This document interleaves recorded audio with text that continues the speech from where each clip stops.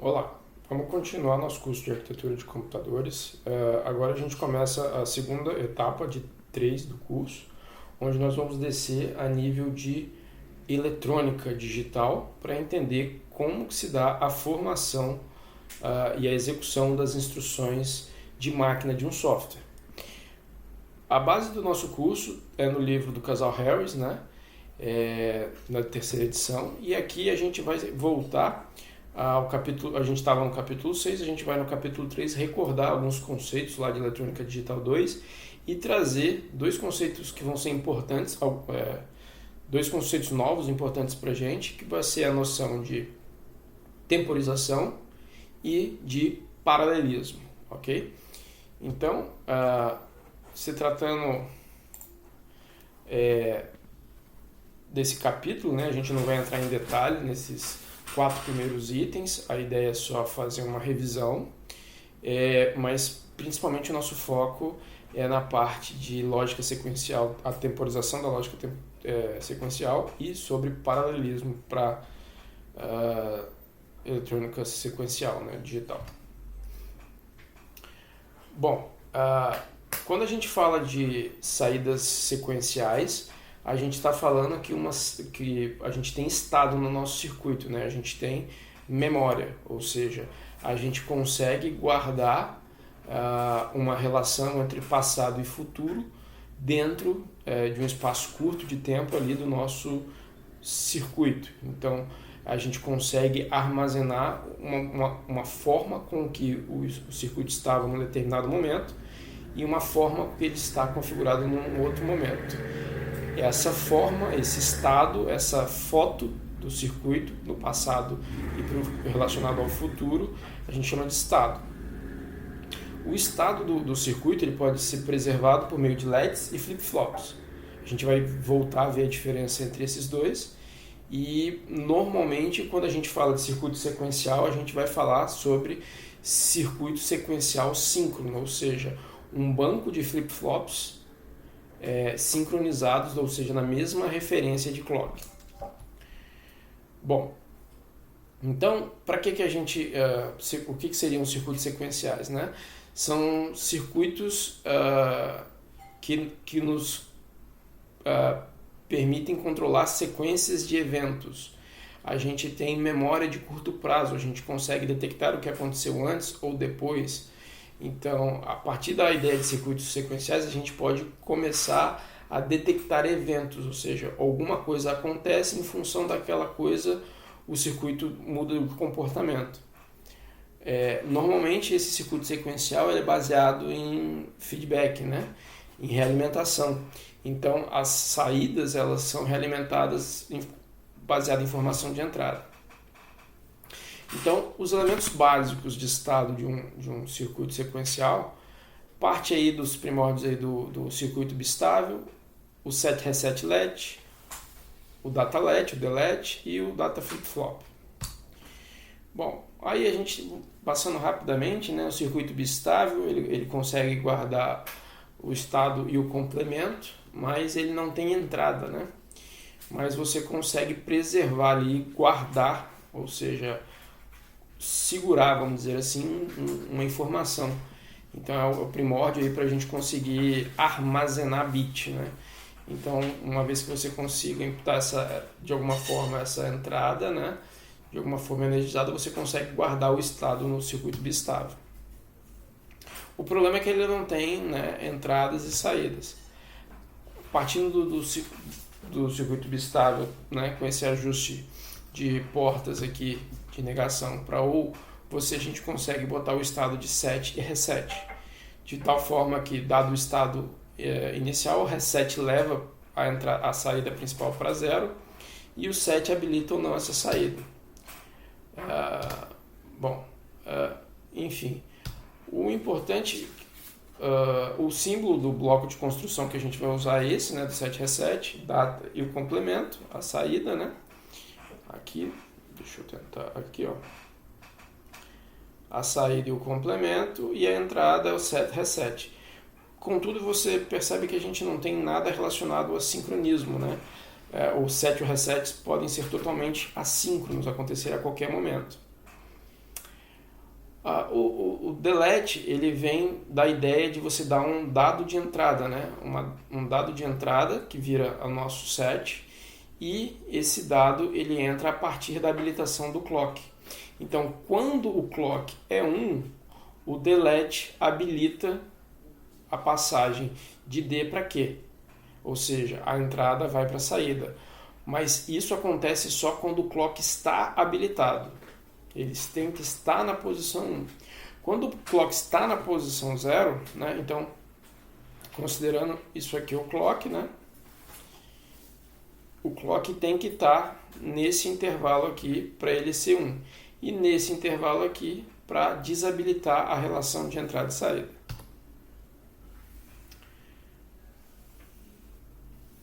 Outro elemento de estado é o flip-flop. Basicamente, ele tem o mesmo arranjo, mas ele habilita a entrada na subida do clock. Então, ele só vai permitir que a entrada vá para a saída na subida do clock, ou seja, neste momento aqui, ó. Isso garante uma maior assertividade de estado do circuito, ou seja, detectar que um circuito está up ou está down é muito mais complexo que detectar a variação dele de alto para baixo, de alto para baixo. Então, isso com duas sequências de LEDs alinhados pelo clock, a gente consegue, o flip-flop tem por característica ter um estado mais estável, porque ele só vai habilitar a saída dele a partir da subida do clock, enquanto o LED ele habilita a saída sempre que o clock está 1. Essa é a principal diferença. Então, se a gente olhar nesse diagrama de tempo aqui, ó, a gente tem comparação do clock, o dado, né? E o que aconteceria com a saída num LED e num flip-flop. Então, repara, quando a entrada aqui está 0, o clock é habilitado, o clock vira 1, e a partir desse momento o LED vai para 0 e o flip-flop vai para 0, porque foi na subida do clock. Enquanto o clock está habilitado, o dado variou, a entrada variou. O LED ele varia junto, praticamente, né, com uma pequena latência ali entre um desvio de tempo mínimo ali entre a variação do clock. Ele já sobe. Enquanto o flip-flop ele só vai pegar essa variação na próxima variação do clock para cima, ó, que acontece aqui. Então repare como a entrada do flip-flop é mais estável que em relação ao LED. O LED ele tem uma relação muito mais próxima a pegar as variações de entrada do que o flip-flop. O flip-flop só pega as variações estáveis porque ele só sobe ele só ativa a saída na subida do clock. Por essa razão, a gente vai entender agora que o registrador que a gente usava, falando no aspecto de software lá na arquitetura, aqui para a gente vai ser um banco de flip-flops.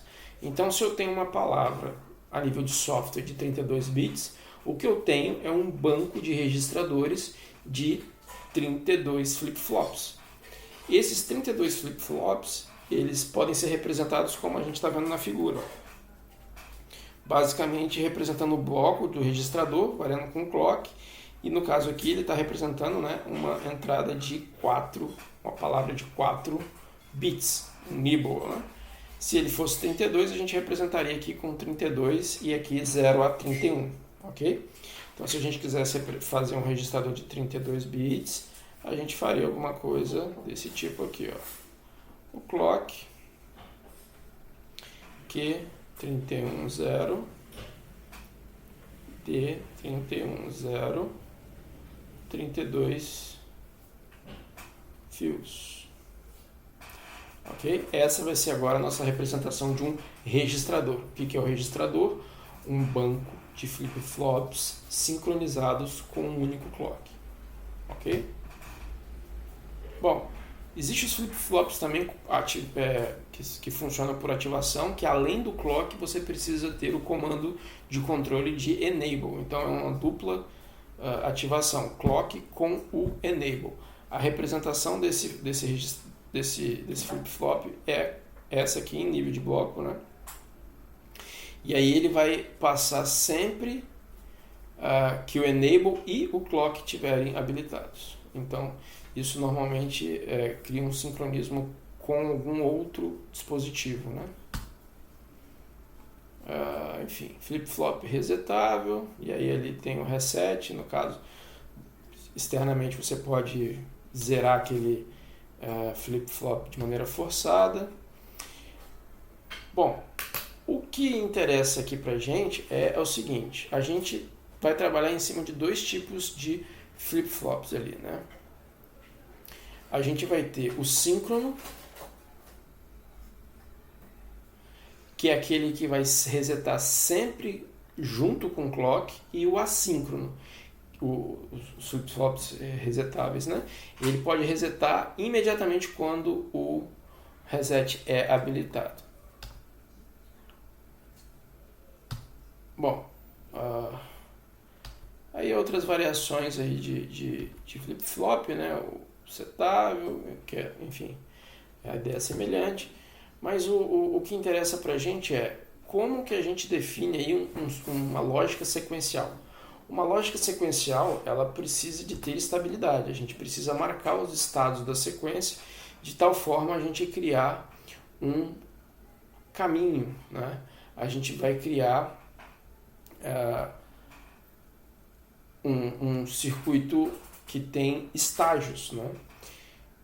Dessa forma, a gente quebra esses estágios combinando uma sequência, um conjunto de circuitos combinacionais intercalados por registradores.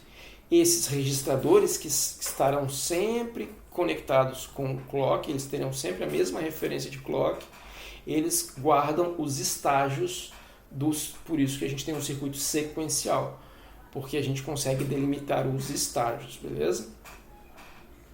Bom, então as regras de um circuito sequencial síncrono, né, quando a gente tem tudo orquestrado aí em função da subida do clock, é que você vai ter essa relação entre uma combinação de circuito combinacional com registradores. Os registradores demarcarão o nosso estágio. Então, a gente vai ter alguma coisa desse sentido assim: um circuito combinacional, lógico combinacional, e um registrador. Outro circuito lógico sequencial e um registrador, sendo que esses dois caras aqui vão estar sempre na mesma referência de clock. Ok? Com isso a gente vai caracterizar o nosso circuito sequencial. E essa vai ser a nossa base para entender de microarquitetura de um processador. Ok? Isso a gente pode representar uma máquina de estado ou uma cadeia de estágios, né? Uma pipeline, aí, uma linha de produção. Ou seja, demarcar estágio 1, estágio 1, estágio 2 e assim sucessivamente. Bom, revisando rapidamente máquina de estado, não é o nosso enfoque aqui, mas a máquina de estado finito, você basicamente tem esse arranjo, né? Um circuito combinacional que vai tratar uma lógica de eventos baseado no estado atual ou em entradas, e vai gerar saídas em cada estado. Basicamente a gente tem dois tipos de máquina de estado, né? A máquina de Moore e a máquina de Mealy. Na máquina de Moore, as saídas dependem apenas do estado atual da máquina, e a de Mealy depende do estado atual e das entradas. É uma diferença aí na forma de construção da máquina, né? Enfim. Você vê aqui a máquina de Moore só dependendo dos estados, né? O atual e o próximo. E a máquina de Mealy aqui mostrando que a saída Y depende da entrada, certo? Bom, dada essa revisão, a gente vem até aqui porque a gente está interessado em entender o processo de construção e definição de circuitos sequenciais síncronos. Nesses circuitos síncronos, a gente até pode tratar, e a gente sempre tratou tudo como instantâneo. Porém, na natureza não existe nada instantâneo, né? A gente não consegue ocupar dois pontos no espaço no mesmo tempo aí, né? Então, não existe nada absolutamente síncrono. A gente tem restrições de tempo que a gente tem que atender para que um circuito funcione e seja estável. Entender essas restrições de tempo é muito importante para quem atua na área de controle e automação, principalmente na parte de aquisição de informação do mundo externo, porque essas limitações podem tornar ou não o teu sistema de aquisição mais ou menos estável. Para sistemas como um computador geral que depende pouco de entradas e saídas para fazer o processamento direto, isso pode ser um pouco negligenciado, mas para o processamento de borda ali, de periférico, onde você tem uma integração externa, entender isso pode ajudar. Então, para entender sobre temporização e circuito sequencial, a gente tem que entender que, voltando naquele conceito, o flip-flop ele amostra a entrada na subida do clock, ok? Só que quando ele vai lá mostrar a entrada da caixinha, essa entrada tem que estar estável, porque se ela estiver variando, ele vai armazenar alguma coisa imprevisível. É mais ou menos a ideia que a gente tem quando a gente vai tirar uma foto, certo?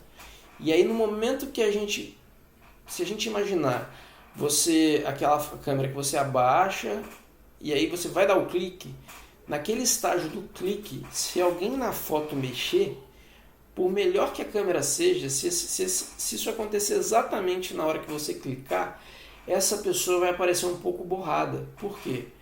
Porque naquele momento aconteceu uma meta-estabilidade, ou seja, o circuito sequencial que iria armazenar aquela imagem, durante o momento exato do comando de aquisição, uma pessoa se moveu no tempo tal que conseguiu criar uma confusão para que estado armazenar naqueles bits, por exemplo.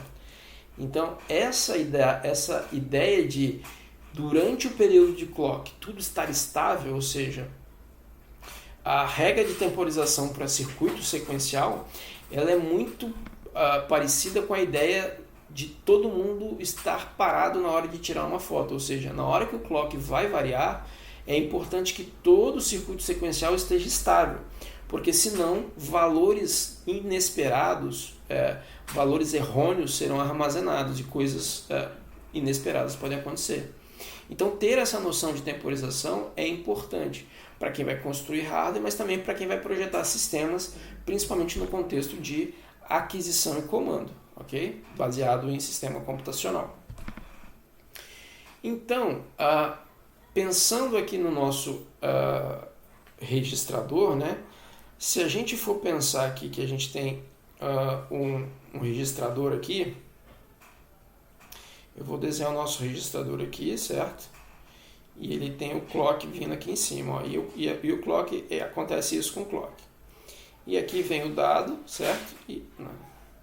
E aqui tem a saída do registrador. O que acontece? Durante o dado, ele pode variar, né? Ou seja, imaginando que isso aqui fosse uma fotografia, as pessoas podem estar se mexendo antes de você gerar o clock, ou seja, de você dar o comando da foto.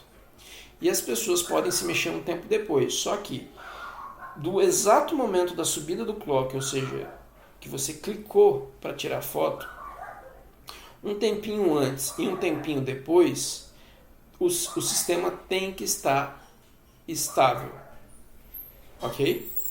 Então, esse tempo necessário de estabilidade para que o registrador consiga armazenar valores estáveis é chamado de tempo de abertura. Então, o tempo de abertura é o tempo no qual o registrador demanda que todo o sistema esteja estável para que ele consiga guardar o valor. Todo o sistema não, né? Que o valor de entrada dele esteja estável para ele guardar o valor correto. Quanto mais rápido for o teu registrador, o teu flip-flop, menor vai ser o tempo de abertura.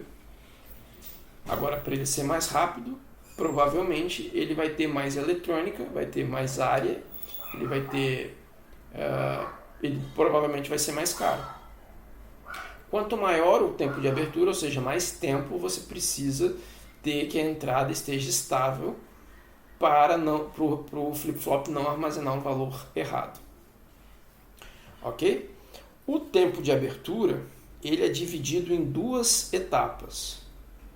O tempo no qual o registrador precisa que a informação esteja estável antes para ele conseguir receber a informação, ok? Esse tempo é chamado de tempo de configuração ou tempo de setup. E o tempo onde ele garante que a informação vai ficar disponível de forma estável, ou seja, que a saída dele está estável, que é o tempo de hold. Ou seja, no tempo de hold, o registrador garante que a saída dele já está estável. A partir daqui, a partir desse tempo, nesse período aqui, a informação está correta. Então, o tempo de abertura é o somatório do tempo de hold, do tempo de armazenamento, né, do tempo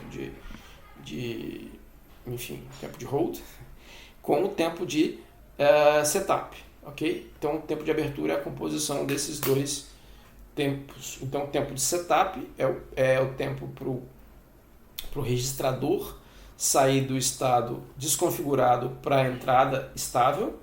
Então, é esse tempo que a entrada tem que ficar estável. Então, tá vendo? A entrada variando aqui. Cadê?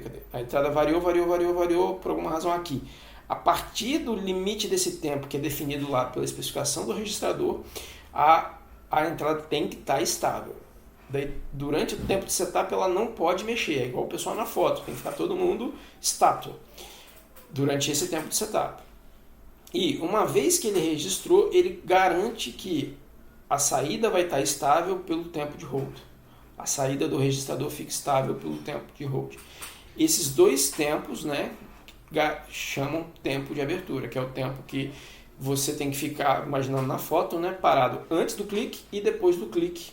Quando você solta o clique, né, seria o tempo de hold, que é o tempo que todo mundo tem que ficar parado depois que você soltou o clique lá da câmera. E o tempo de setup é antes de você clicar, beleza? E aqui o clock representa o clique. Então, se a gente fizer essa analogia, fica fácil de entender o tempo de hold, que é o tempo pós o clique, ou seja, o registrador mantém a informação estável, e ali você não pode variar o dado, e o tempo de setup, que é antes do clique. Bom, considerando que você tem uma saída do registrador, né? O registrador, a informação vai sair, o estado próximo vai sair para os próximos registradores, para os próximos estágios. Assim que o clock acontece, a gente tem outros dois delays, outros dois atrasos. O atraso de propagação, a gente vai chamar ele de TPCQ, que é tempo de propagação clock to kill, ou seja, tempo de propagação entre o clock e a saída está estável, né? Então, repara, o tempo do clock e a saída está estável é o tempo entre acontecer o clock e aqui, ó, a saída, a partir daqui está estável, a saída do registrador. Lembrando que a gente tem que imaginar que o nosso registrador está aqui, ó,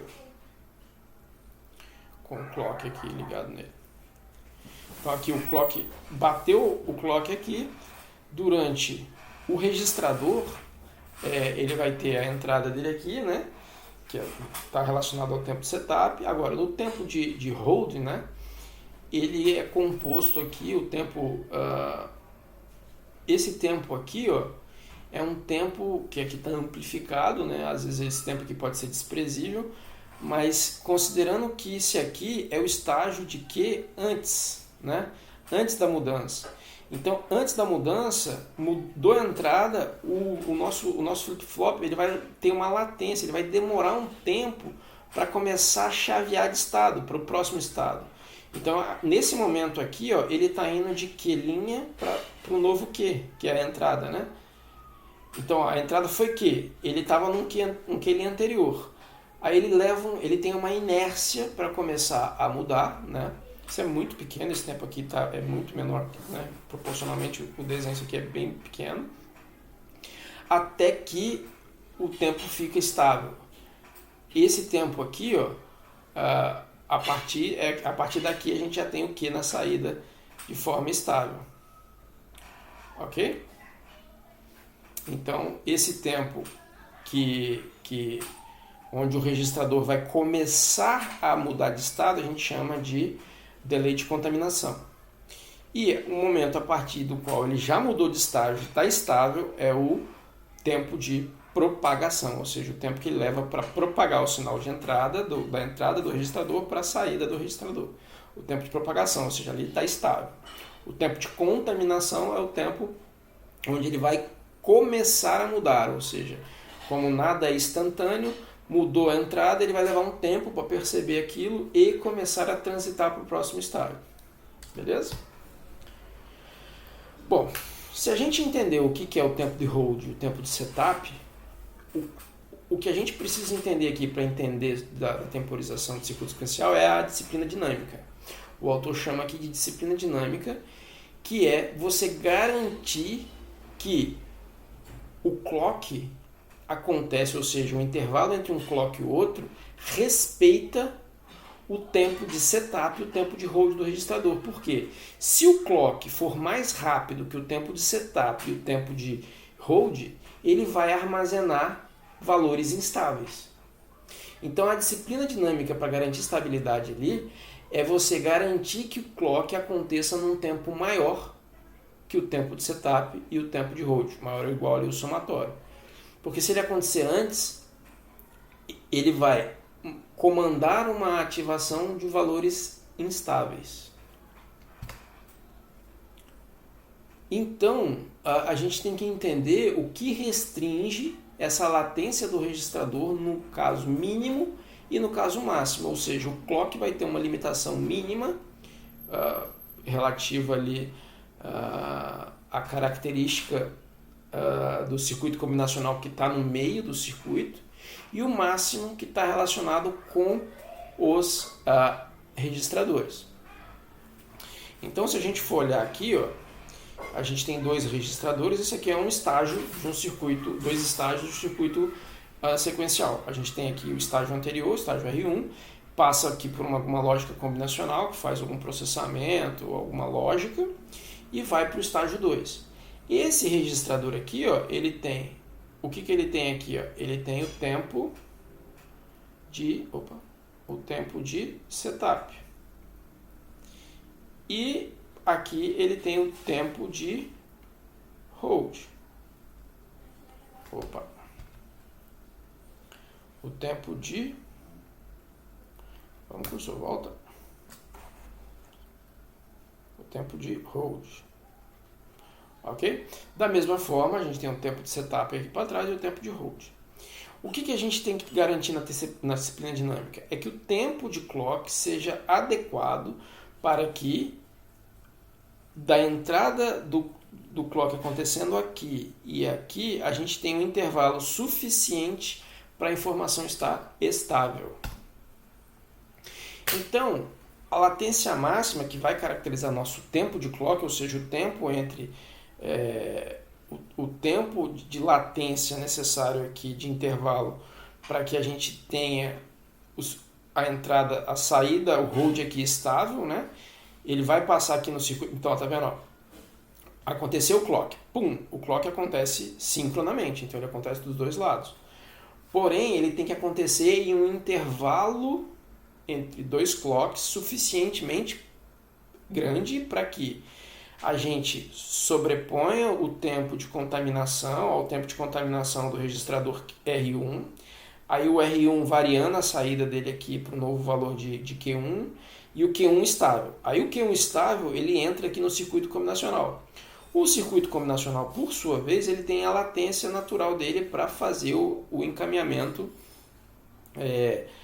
lá o processamento combinacional. Aqui o circuito combinacional terminou. A partir daqui, o circuito combinacional tem que acabar antes do tempo mínimo que o registrador precisa, o registrador R2, para conseguir salvar o valor. Porque o valor tem que estar estável, porque se ele avançar aqui em processamento, ele vai salvar em algum tempo aqui, ele vai pegar alguma sujeira da variação transitória do circuito combinacional. Então, o tempo do clock ele tem que ser o tempo de propagação, que é o tempo aqui onde a gente garante que a saída desse registrador está estável, mais o tempo de propagação do circuito combinacional, que é o tempo aqui se isso aqui fosse água, né, da água passar, aqui é todo o circuito combinacional, até mais o tempo necessário que o registrador R2 precisa que a informação esteja estável previamente, que é o tempo de setup. Então, para a gente garantir a disciplina dinâmica no limite do clock aqui, né, o clock, o intervalo entre duas batidas, ele tem que ser maior que o tempo de propagação do registrador, mais o tempo de propagação do circuito digital, mais o tempo de setup do R2, considerando que o R1 e o R2 são iguais aí, né? Tá claro? Se a gente garantir esse respeito, a gente garante o limite máximo de tempo para que a informação esteja estável. Ok? Agora, o tempo mínimo que a gente precisa garantir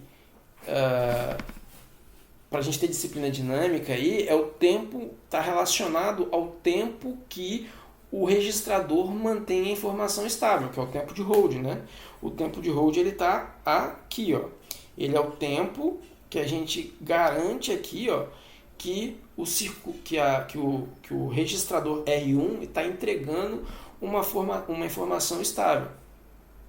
Então, quão rápido agora, além da gente ter o clock no limite máximo para a gente garantir estabilidade, a gente tem que ter o registrador com um tempo de hold suficientemente pequeno para garantir que a gente não vai ter instabilidade entrando no circuito combinacional. Ou seja, que o circuito combinacional não está recebendo informação instável.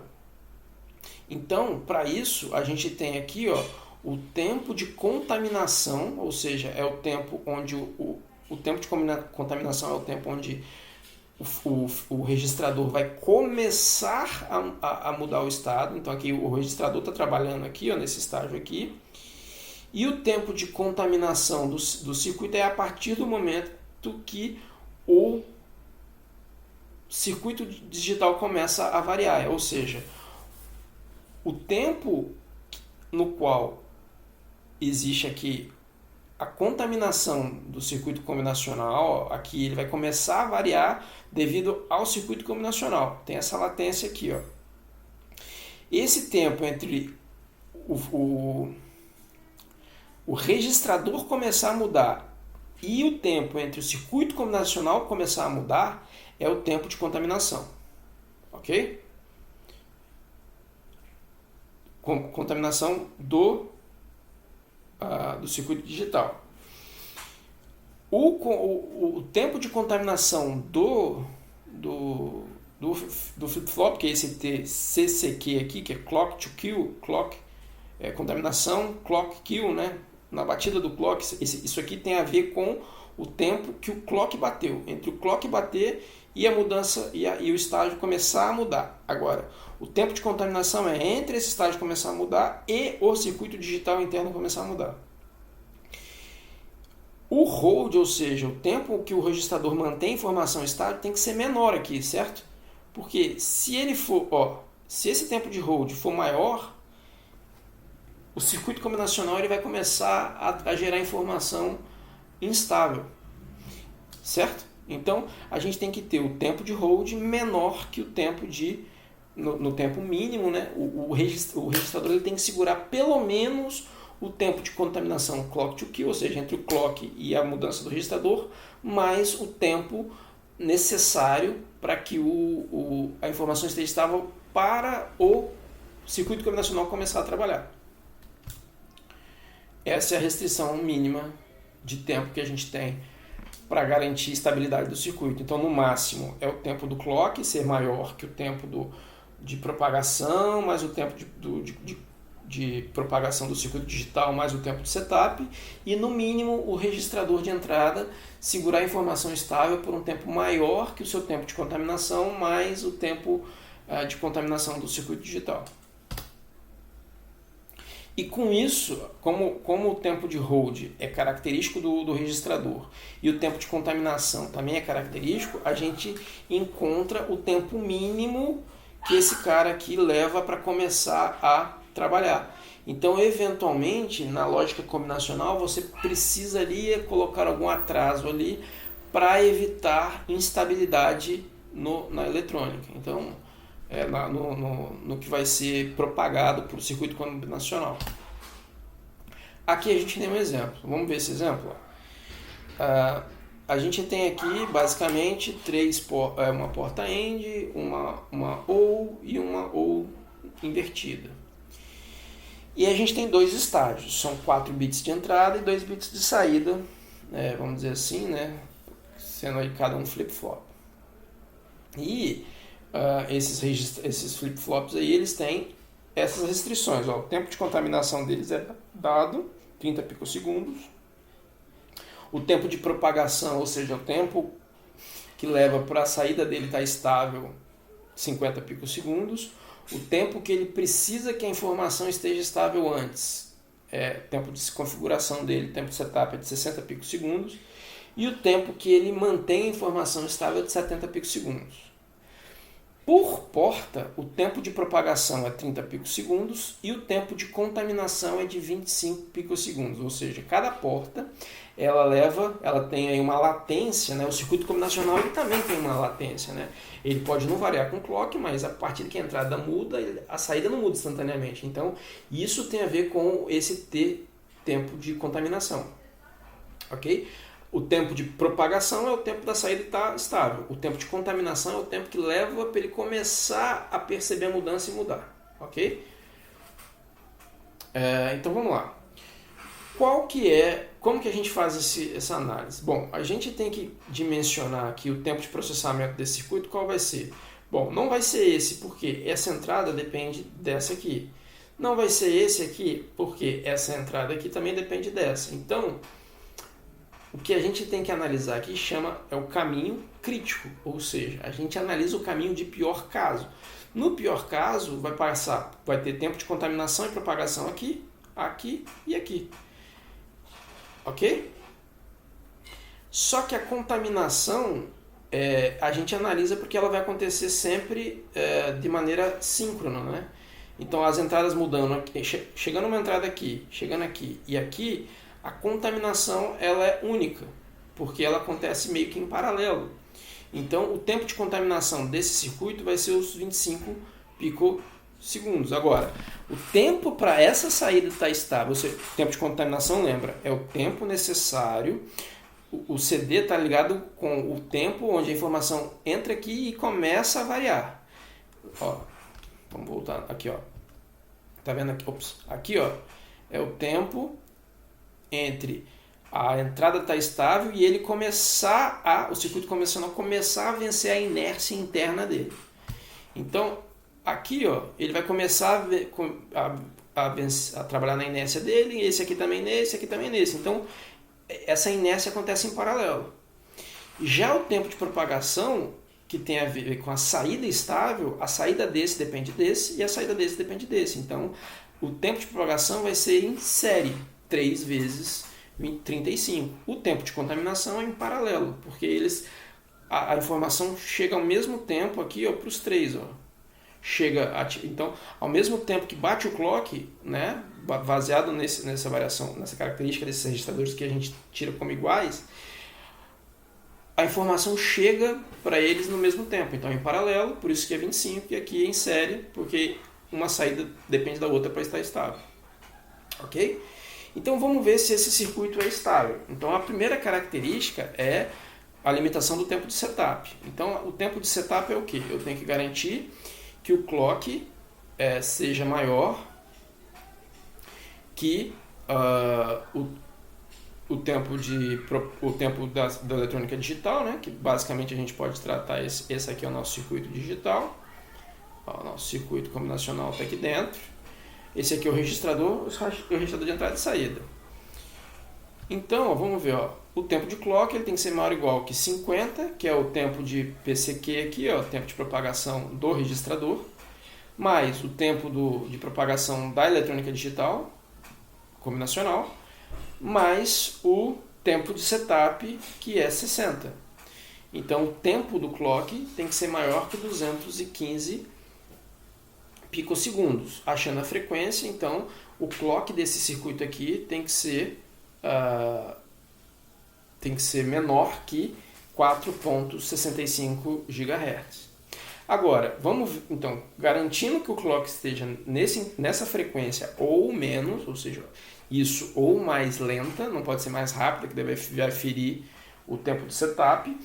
Aí a gente vai ver se agora o elemento digital garante o tempo mínimo de processamento. Então, o tempo de contaminação que a gente calculou, né, o tempo de contaminação do que está vindo aqui, né, mais o tempo de contaminação da inércia desses caras, 25, 30 mais 25 aqui, tem que ser maior que o tempo. Então, tem que ser o tempo que esses caras levam para começar a mudar, tem que ser maior que o tempo que esse cara aqui mantém a informação estável, que é 70. Opa, 55 não é maior que 70, ou seja, esse circuito não respeita a disciplina dinâmica. Ok? O que a gente pode fazer para corrigir isso? A gente insere dois bufferzinhos aqui, né, dois atrasos. Considerando que esses caras aqui vão ter também tempo de contaminação igual, né, porque enfim, a gente considera que é a mesma característica, agora a entrada não acontece de forma síncrona em paralelo. Entra nesse, depois entra nesses aqui. Então agora são dois estágios de contaminação. Então o tempo de contaminação do elemento digital vai ser agora 50. Logo, a restrição de setup continua e 30 mais 50 passa a 80, é maior que 70, que é o tempo de hold. Então agora esse circuito respeita a disciplina dinâmica. Então repare, não é um clock aleatório que a gente escolhe para um circuito digital. E a característica dos registradores interfere na estabilidade, assim como a característica do circuito combinacional. A gente tem que respeitar essa disciplina, essa inércia, ou seja, a latência de propagação e contaminação desse sinal de um estágio para o próximo, certo? Um último conceito que a gente vai ver nessa primeira parte é que, além de você ter que respeitar esse atraso relacionado ao tempo de contaminação do circuito digital relacionado ao tempo de hold e o tempo de clock relacionado ao tempo de setup, você precisa, em alguns casos, né, uma coisa importante também é o escorregamento, vamos dizer assim, vamos traduzir assim, né, o desvio de clock. Qual que é essa ideia? O desvio de clock acontece porque, da mesma forma que o tempo de hold não é exatamente o circuito digital, ele tem um tempo de contaminação para ele começar a mudar, o clock ele também tem um tempo para viajar no fio de um circuito para o outro, de um registrador para o outro. Então, dependendo de onde está a fonte do clock, a distância que você tem entre o gerador de clock e os respectivos registradores podem fazer que esse sinal chegue com um atrasozinho de clock entre um e o outro. E isso, quando você tem um circuito maior, pode influenciar nessa disciplina dinâmica. Então, o atraso de chegada do clock em todos os registradores também pode afetar a estabilidade ou a disciplina dinâmica do teu sistema. E aí, para você tratar isso, basta você adicionar a componente agora do atraso do clock. Então repara o tempo de setup mais esse atrasozinho aqui relativo à distância que provavelmente o clock percorreu, né, na velocidade da luz ali, aquele pequeno tempozinho que ele gastou para chegar aqui. Isso é um caso específico, normalmente isso é desprezível, né, mas é importante que a gente conheça que isso também pode influenciar. Então aqui, considerando o desvio de clock, né, o escorregamento do clock aí, o atraso que o clock tem para chegar nos registradores, você passa a ter essa forma de disciplina dinâmica para o tempo máximo relacionando o clock com o tempo de propagação do elemento digital, né? Então, se o clock é definido e você tem essas características dos registradores, você tem esse limite de tempo para o seu circuito combinacional operar. Ele tem que ser mais rápido que isso. Da mesma forma, o tempo de hold, ele entra aqui, Então, o tempo de contaminação mais o tempo de contaminação do circuito digital tem que ser maior que o tempo de escorregamento do clock, o tempo de atraso do clock, mais o tempo de hold, ok? Então, essa é a disciplina dinâmica considerando o atraso do próprio clock. Na próxima parte, no próximo vídeo, na próxima videoaula, a gente vai falar sobre o que acontece quando a gente viola essa disciplina dinâmica, ou seja, quando a gente cria uma variação de estado que não respeita o tempo de abertura. Ok? Então, até a próxima, que a gente continua nesse assunto. Um abraço.